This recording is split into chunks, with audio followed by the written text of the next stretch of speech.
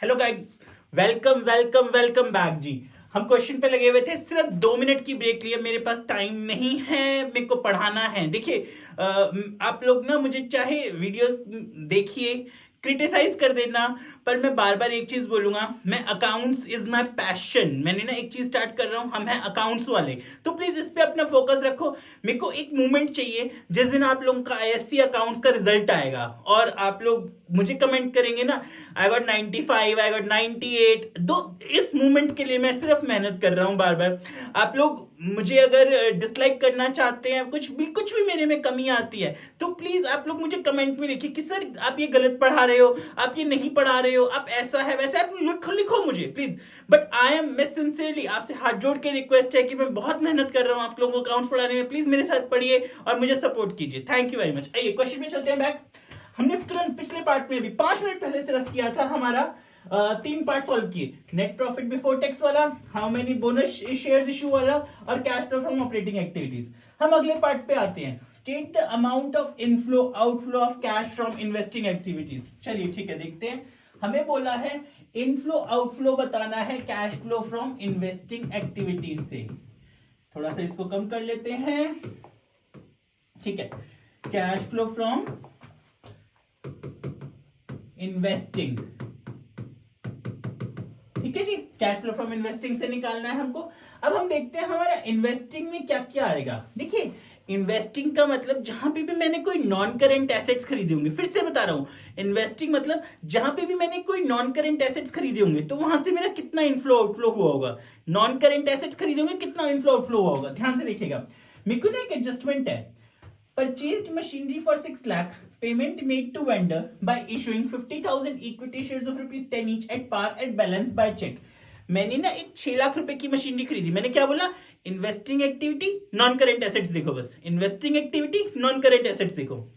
मैंने एक 6 लाख की मशीन खरीदी जिसमें 50,000 इंटू 10, 6 लाख की मशीन खरीदी, तो जिसमें 50,000 इंटू 10 यानी 5 लाख की पेमेंट तो मैंने शेयर्स के थ्रू कर दी।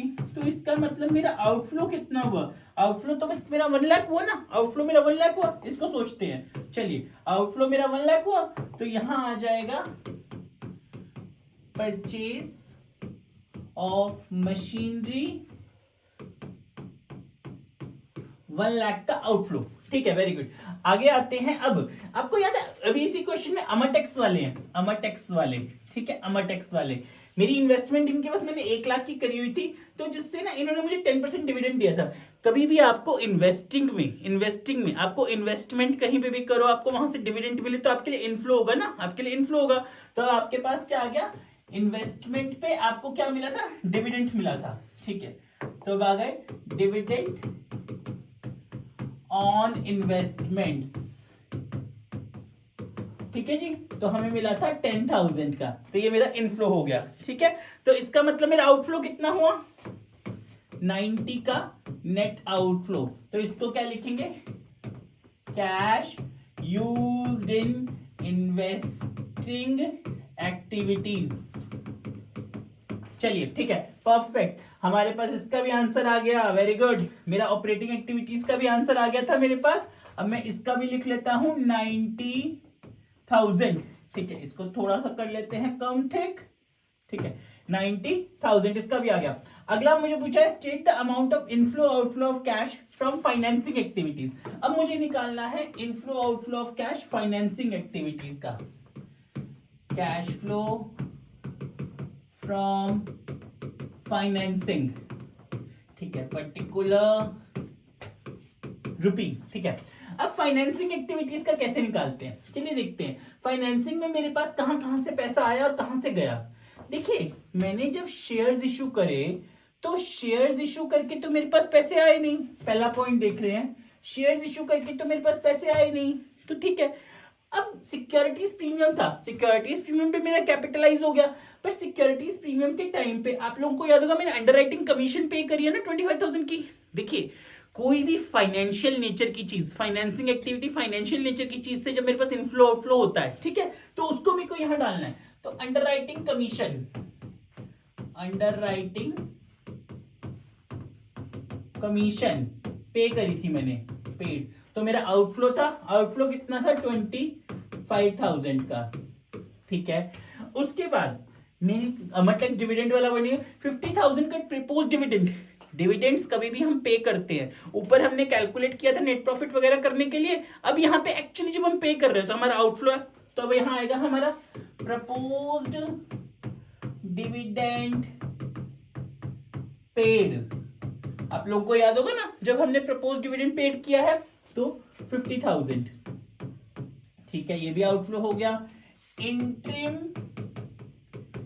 डिविडेंड हमने पे किया, एक्चुअली हमने इंटरिम डिविडेंड कितना पे किया था 26,000। जो डिविडेंड पेबल है ना 4,000, उसका कुछ नहीं करना, ध्यान से, डिविडेंड पेबल का कुछ नहीं करना 4,000 का, क्योंकि एक्चुअली पे नहीं किया, वो बस ऊपर नेट प्रॉफिट बिफोर टैक्स वाली कैलकुलेशन में था। मेरे पिछले पार्ट को देखिए तुरंत, उसमें मैंने डाला है ये वीडियो में कि नेट प्रॉफिट बिफोर टैक्स जब मैं कैलकुलेट कर रहा हूं तो उसमें कुछ नहीं करना, मतलब वो सिर्फ नेट प्रॉफिट बिफोर टैक्स में, यहाँ पे आउटफ्लो नहीं है, यहाँ पे कुछ नहीं करना, तो ये भी आउटफ्लो हो गया, ठीक है जी। अगले में आते हैं, फटाफट इसको देखते हैं। अगली कहानी है हमारी, हमने ये कर दिया, हमने कैपिटलाइजिंग सिक्योरिटी, हाँ interest on borings. Interest on borings actually कितनी पे करी है, बोरिंग्स इंटरेस्ट ऑन बोरिंग्स थी 40,000 की, पर हमने पे करी है सिर्फ 31,250 की, तो इंटरेस्ट ऑन बोरोइंग्स 31,250, ये भी हमने पे किया। अरे यार सारी चीजों से पैसे जा ही रहेंगे, कहीं से आ नहीं रहा, हमारे पास कुछ इनफ्लो नहीं हो रहा, सिर्फ आउटफ्लो हुए जा रहा है। हाँ अभी देखते हैं एक और, बैंक लोन। यहाँ पे एक पॉइंट छुपा हुआ था, बैंक लोन। मेरे ऊपर पिछली बार 3,75,000 का बैंक लोन था, अब 5 लाख का हो गया, यार लोन बढ़ गया, पर कोई बात नहीं, इनफ्लो तो हुआ, पैसे तो आए।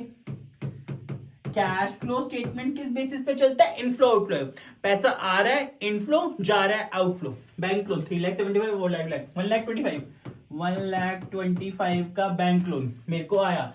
एक कैश क्रेडिट पहले था 30 का, अब हो गया 50 का, तो कैश क्रेडिट भी मुझे आया, कैश क्रेडिट भी मेरे लिए इनफ्लो हुआ, ठीक है, मैंने ये भी डाल दिया। अब देखते हैं एक बार आंसर, 25 फिर से 25,000 plus 20 minus 25 minus 50 minus 26 minus 31,250, ठीक है, 12,750, बिल्कुल ठीक आंसर है हमारा, ठीक है, 12,750 टोटल किया हमने।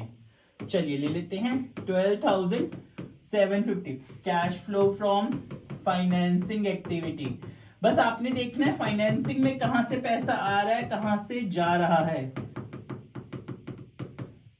ठीक है जी। देखिए प्लीज मेरी बात ध्यान से, मैं आप बच्चों को exam oriented super hit short technical जो आप नाम बोलना चाहें, I am agree with it, मैं आप लोगों को वो क्वेश्चंस दे रहा हूं जो एग्जाम ओरिएंटेड है, एग्जाम में आप लोगों को सेम ऐसे क्वेश्चंस मिलने की बहुत बहुत बहुत पॉसिबिलिटी है, तो इनको मत छोड़िएगा, इन क्वेश्चंस को ध्यान से देखिए।